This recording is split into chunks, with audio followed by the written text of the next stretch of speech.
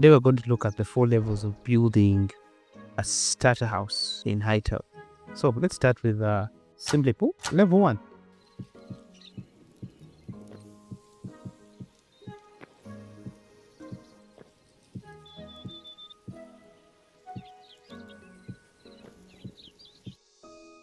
Yes, and that is a simple level 1 starter base. So you have a table here.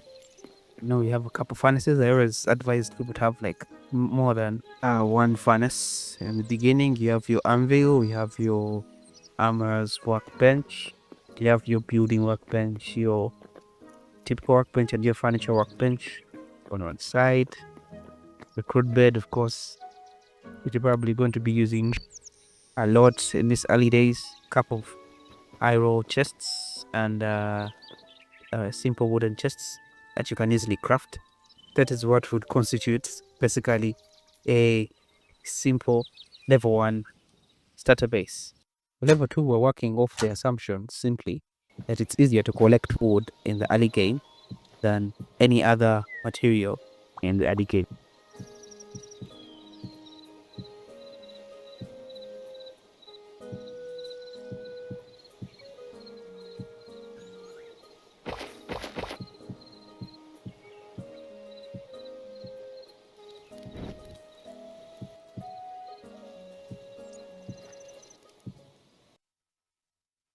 We have a campfire, our workbenches scattered here, ready to be used at a moment's notice. Of course, we have our furnaces, the leather tanning rack, and of course the anvil and the stove in case you need to make some more complex foods in the early game. Around the campfire, find of course our chest area, small crude bed that we'll be using, and few chests, some of them mostly collected from your exploits as you focus on one breaking chests instead of having to craft them. Be what I would consider a level 2. You will actually enjoy having a nice space like this, cozy. But what I know may not be the most fortified. Let's look at level 3 next. For this particular level, of course, there's going to be a lot more construction, meaning there's going to be a lot more gathering of resources, so you need to be ready for it.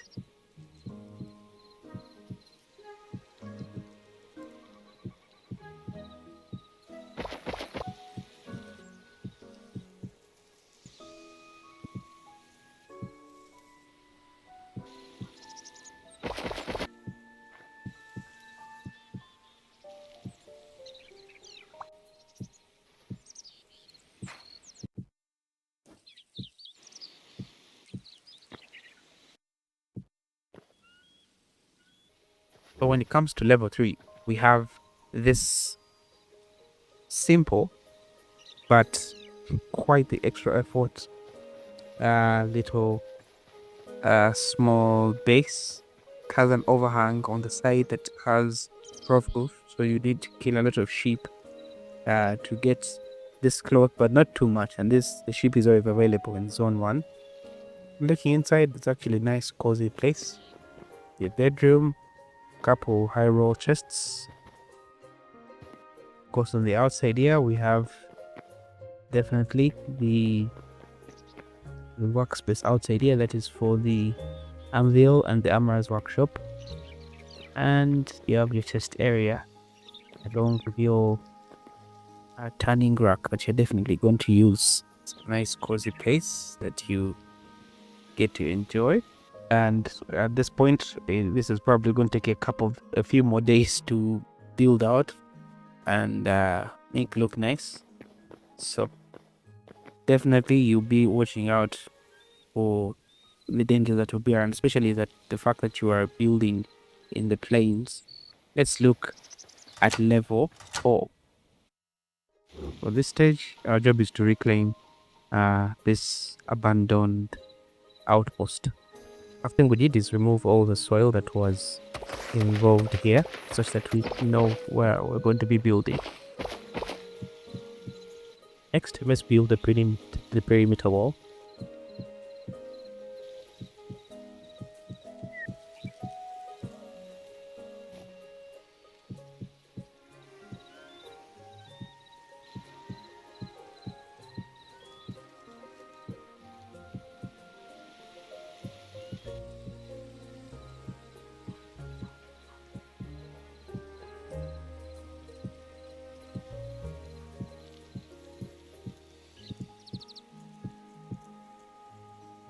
So now we have this perimeter for what is going to be in base going from there.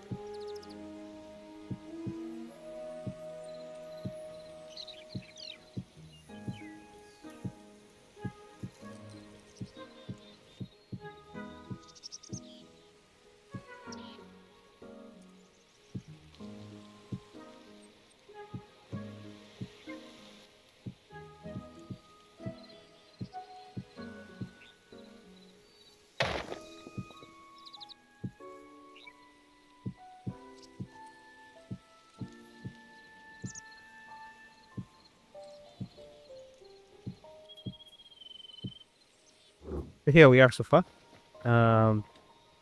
We have the main gatehouse, a small courtyard inside here, and an outside courtyard. And of course, we get up here. Now work on the detailing.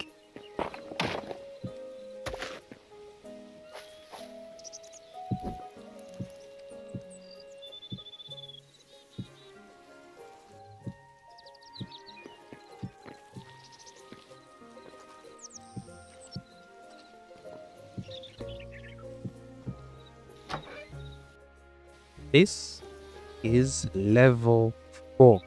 Let's explore it. So outside here I have a small garden. Not that it will be very sustainable, but a small garden that has some crops in it. I don't know if these crops will grow, but you could always figure out that. Then here we have our tanning rack, the campfire. These are things that you'd want to have outside, at least because, for example, leather tanning involves working with height, so it needs to dry, so you don't need to be in a place, an environment like this one.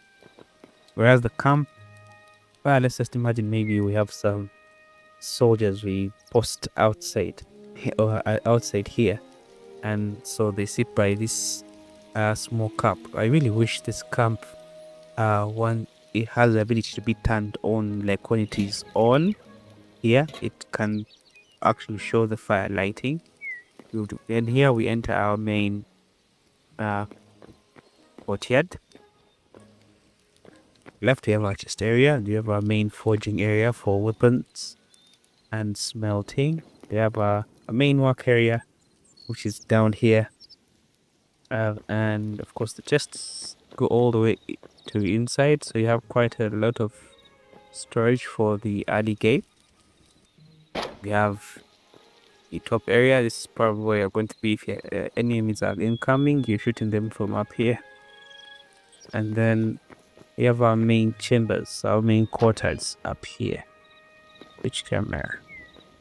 So we have a couple chests, some special chests. Of course, our cooking, our chef stove for that nice food, bed, and a nice area to sit down and think and read through your books. As the captain of this particular outpost, you read about the history of Hytale from here. Yeah, so on the outside you have a nice simple lookout attached to your chambers that you can look out from, and then you have a brazier here for warmth in the cold times.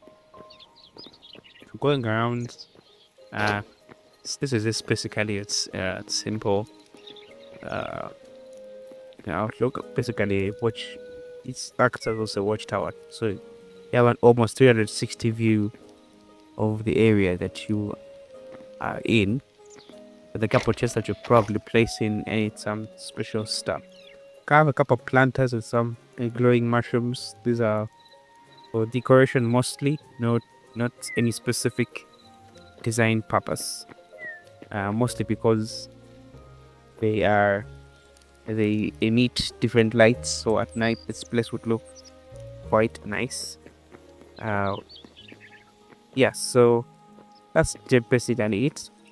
As you can see, you can also look down the courtyard around here. We have a nice kind of tent feel in the courtyard, covering our main work area. So that is definitely livable. By the time you finish building this, as you can see, there's a bit more workbenches that I've been adding in the previous places.